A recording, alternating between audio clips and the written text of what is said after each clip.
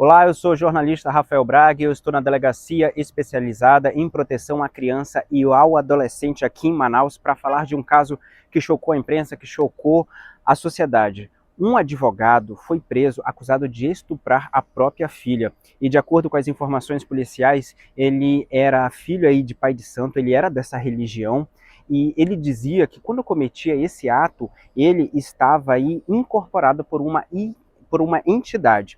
E ainda de acordo com a polícia, ele estava fazendo aí o uso de medicamentos para deixar a vítima mais tranquila para ele cometer esse crime. Agora você vai ficar com um relato da mãe da vítima. Ela não mostrou o rosto, mas você consegue ouvir toda a narração desse crime e em seguida você vai ficar com o depoimento da delegada que deu mais detalhes sobre esse caso durante coletiva de imprensa. Ele é pai dela, tá bom? Meus filhos, né, ela de 14 e meu filho de 16, estavam morando com ele há 10 meses. E quando recentemente eu fiquei sabendo dos abusos que o pai vinha cometendo com a minha filha de 14, que se iniciou com 13. Ele dopava ela de remédio, obrigava eles a tomar remédio. Além de advogado e dele fazer parte da comissão de prerrogativas da OAB, ele também é pai de santo. Então ele incorporava com entidades e ameaçava, essas entidades ameaçavam que se ela contassem para alguém sobre o que estava acontecendo, eles iam matar ela. E aí o meu filho, já cansado de viver sendo dopado pelo pai, ele foi morar com a avó dele, e 2 semanas de quando ele estava lá, a minha filha contou tudo pro irmão, porque as coisas se intensificaram na casa. Ele obrigava ela a dormir com ele todos os dias de conchinha, dava remédio para ela, falava a roupa que ela tinha que usar, e ela era acordada por várias noites assim, com ele passando a mão nas partes íntimas dela. Daí ela contou pro irmão e o irmão me contou. Aí eu vim pra cá, contei ela pessoalmente, porque ela tinha muito medo de me contar, ela temia muito essas entidades que ele fingia estar incorporado. E aí ela contou, abriu tudo pra mim, a gente veio até a delegacia, já sabíamos de um outro caso na qual ele também oferecia dinheiro para a filha da babá de 11 anos e oferecia para ela um trabalho de massagista sexual dele, em troca de R$ 150. Aí a delegacia também intimou a mãe com as outras duas vítimas, uma outra filha também, de 13 anos. Ambas vieram aqui, todas confessaram para psicóloga, confessaram as mães também. E aí a gente entendeu que você usava da sua religião para tentar coagir as crianças? Menores de idade. Nunca? Então a mentira não topava com as filhas para cometer esse crime? Outra mulher. Então você nega. Isso mesmo. Então você que está acompanhando, ele acaba de chegar aqui na banca, pelo que ele falou aí, ele nega, né, as acusações, mas não é isso que a gente sabe, algumas coisas para ele. Isso mesmo, né? Ele oferecia o remédio, falava que a sensação dos remédios era um boa, ele usava remédios tarja preta, que ele é altamente viciado nesses remédios e obrigava todos os filhos a tomar.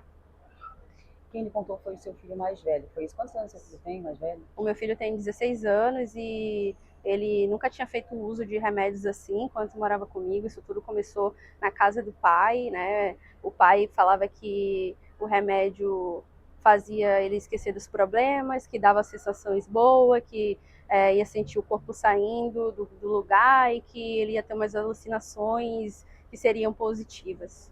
E me conta mais uma coisa aqui. Quanto tempo a sua filha passou morando junto com ele, esse abusador? Ela morou por 10 meses com ele. E por que motivo ela chegou a passar a morar com o pai? Você pode me explicar o porquê desse motivo? Sim, eles como adolescentes, né, pediram, eles tinham um relacionamento ali virtualmente com o pai bom, conversavam bastante, e aí eles falaram que eles queriam ter a experiência de morar com o pai aqui em Manaus, já que eles sempre moraram comigo. A gente já morava em São Paulo há 7 anos lá, desde quando eles eram bem pequenos, então eles queriam ter essa experiência de entender e saber como seria morar com o pai também. Então eu não fui contra, da forma que eu entendo que o pai também tem a responsabilidade com as crianças, então para mim foi tudo bem.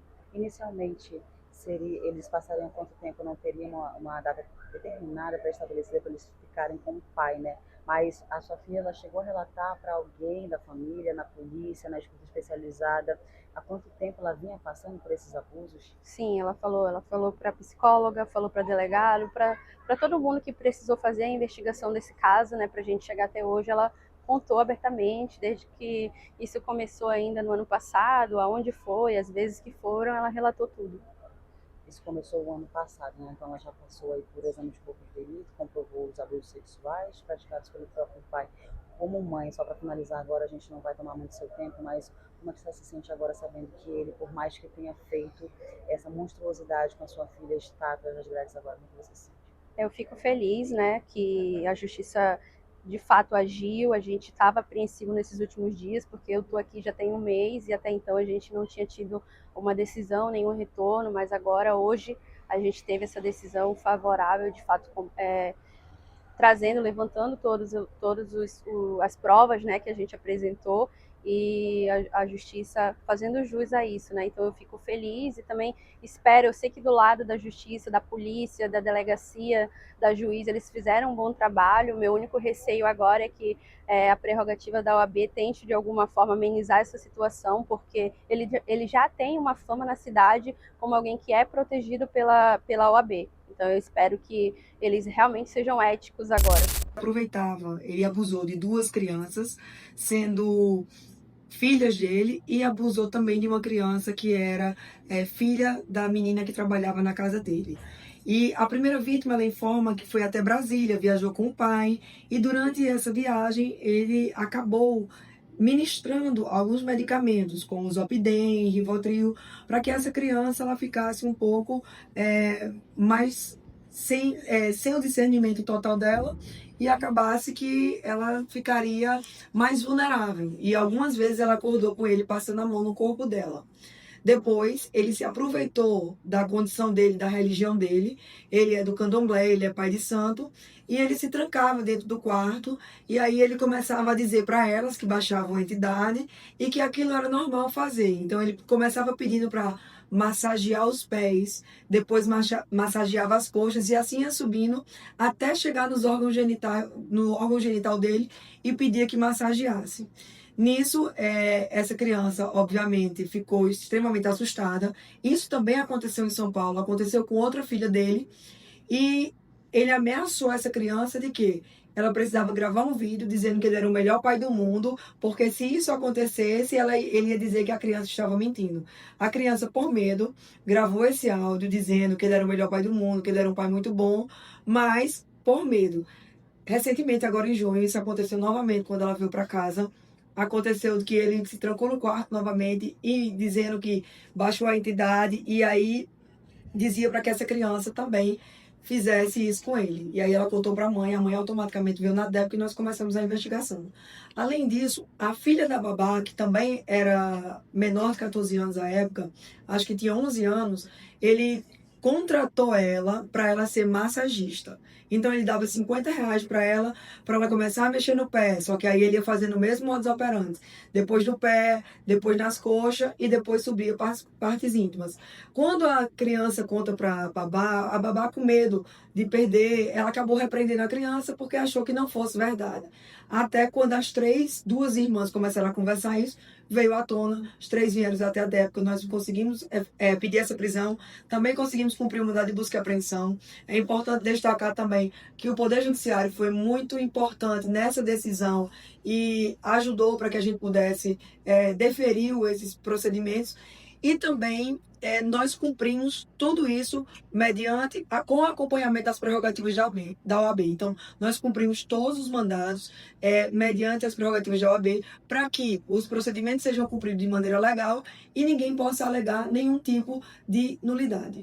Me diz uma coisa, já foi feita oitiva com ele? Ele assume que cometeu esse crime? Informalmente, nós conversamos, obviamente, quando ele vinha no carro. Nós precisamos criar uma estratégia. Muitas vezes as pessoas falam assim, é até importante dizer, mas não veio na viatura caracterizada, é porque é advogado. Não, porque muitas vezes nós precisamos ser estratégicos. E quando ele vinha acompanhado conosco, ele falou que isso tudo era uma mentira, que fazia parte de uma briga de família. E ele ainda está aqui, porque nós acabamos de chegar, está fazendo os procedimentos, mas a informação que eu tenho é que ele vai se utilizar do direito constitucional dele de permanecer em silêncio. Okay. Delegado, sobre as informações que nós recebemos ali fora mesmo, sobre a questão de uma dessas filhas estar convivendo com ele há apenas 10 meses, como é que isso se deu? Essa filha dele, ela veio de São Paulo, a família. Então, quando a mãe chegou aqui, essa filha contou tudo o que aconteceu. E a filha começou a não querer ficar perto dele. Existe até ele mandou um print do WhatsApp para ela dizendo: quando você chegar, eu quero dormir de conchinha com vocês, foi de visualização única, e eu quero que você coloque um pijama curto, porque você fica mais bonita assim. Ela bota: pai, que nojo.